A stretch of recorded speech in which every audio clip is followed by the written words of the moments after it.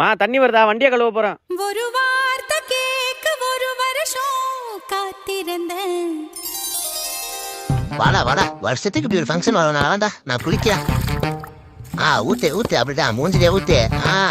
இந்த சைடு அந்த சைடு அப்படி ஊத்து, இப்படி ஊத்துறா, இங்க ஊத்துறா, எப்படியாச்சும் ஊத்துறா, மேல ஊத்துறா. ஏய் தண்ணி ஊத்திட்டே, டைம் ஊத்தாத, ஒழுங்கா துணி எடுத்துட்டு தொட. தொட தொட தொட, மூஞ்சிலே தொட.